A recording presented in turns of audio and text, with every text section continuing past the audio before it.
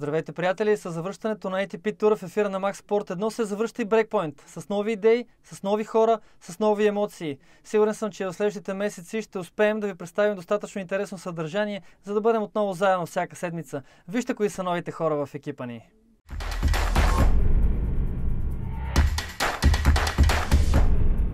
Аз съм Боби Орлинов. През последните 5 години бях част от екипа на Тенис Кафе, 2 от които като главен редактор.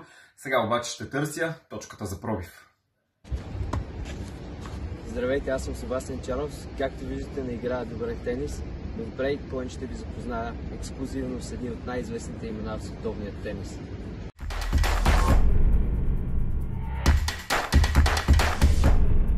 Себастиан не говори празни приказки. Веднага се насочваме към неговото интервю с олимпийската шампионка Монига Пуиг, веднага след пристигането й в Ню Йорк, в подготовка за участието си на Мастърса, по принцип, който се провежда в Синсинати, и разбира се за предстоящия US Open.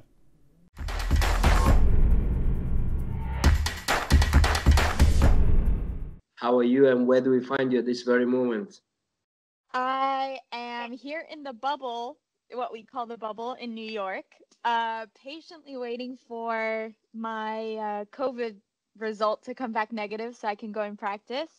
Yeah, the suspense is killing me. That's the only thing. So isolation has been very boring, but it's what we have to do. As a tennis professional, you must have a lot of contacts from current players and former tennis players. What do you say to each other in this difficult period? Well, the past day we've been just talking about, how we're thinking everything's going to be, how weird it's going to be.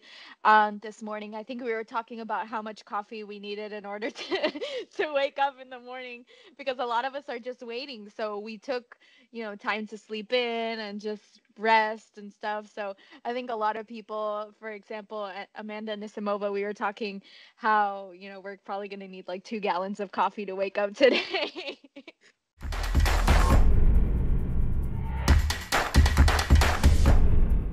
We know that you had the operation in December on your right elbow. How are you feeling at the moment? I'm feeling so much better, thankfully. It was very unexpected. 3 weeks into the preseason, I had a lot of pain in my elbow, and that, it led me to make the decision to go to New York to see the doctor, and unfortunately needed to have surgery. It was heartbreaking because I was playing really well and I felt great, going into the preseason. So it was hard looking at the Australian Open on the TV with me in the couch and my arm immobilized. But, everything happens for a reason. And thankfully, due to the quarantine, I was able to complete a full rehabilitation schedule on my elbow. So I feel so much better now. I'm just happy to be here, really. A lot of people, have been really nervous about what to do. And of course, I'm nervous and I have my own, fears and stuff like that with the virus. But I just really wanted to get back out there and play. I miss tennis a lot. Did your style of game change in any way because of this injury? The serve or the backhand or the forehand? No, thankfully, I did change rackets. I'm now with head, trying to find things that are going to lessen the load on my arm. But my game style has always been being very aggressive, so that's not going to change in any way. Thankfully, due to the rehabilitation and the, things that we did to try and take care of my elbow, I feel very good now. So it's amazing what can happen in 8 months. 8 months after the surgery, I feel like my arm is ready to go.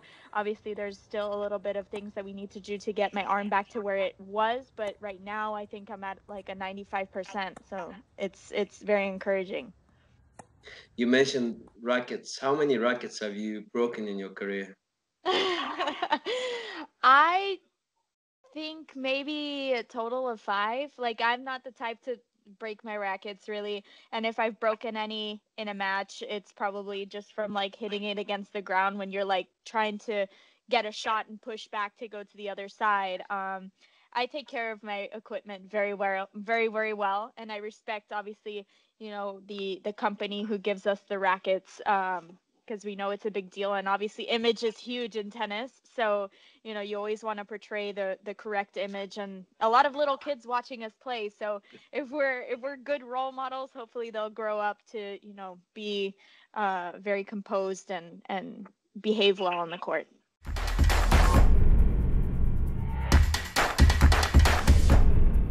What would you say was your break point in your life? Break point for bad or for good? For good. For good, I think 2016 at the beginning when I got to the finals of Sydney after qualifying, that was huge for me because it really set the tone for the year. I had a lot of good results after that, and I kind of understood how to play the game of tennis really well, how to construct points, how to fight, how to pretty much become a solid tennis player. And that whole year was kind of set in motion thanks to that tournament, and it really helped boost me. And it kind of made me feel fearless in a way on the court. So that was a huge moment for me.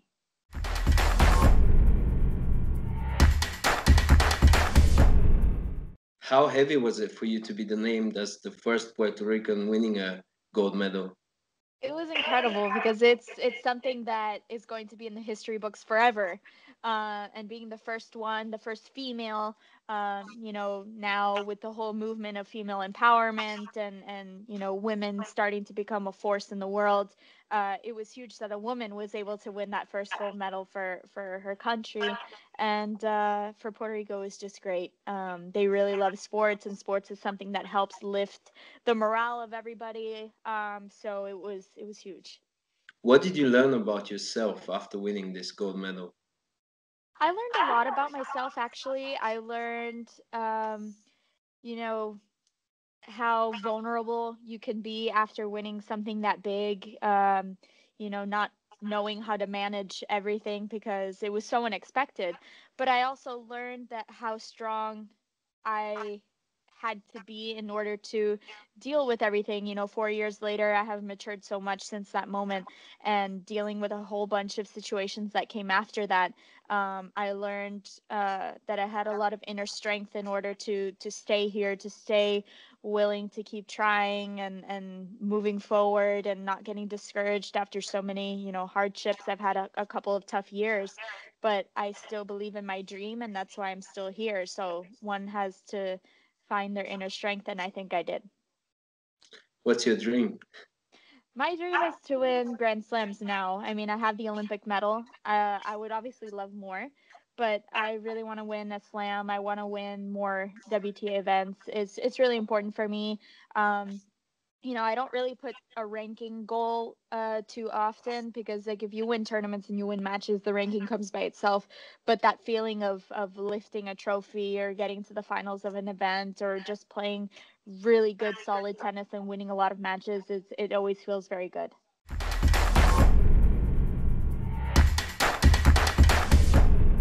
I read that your mother, Astrid, took you to your first tennis practice. What memories do you have from day one? I just remember going to the courts and doing clinics and just being like this little girl with the little racket and just playing. Yeah, it's been almost 21 years now since that moment, and it's just amazing to see how far I've come. And thanks to my mom, I have this sport in my life, and you know, some incredible achievements due to that. So I owe her everything, really. And who has been behind you through the toughest times in your career?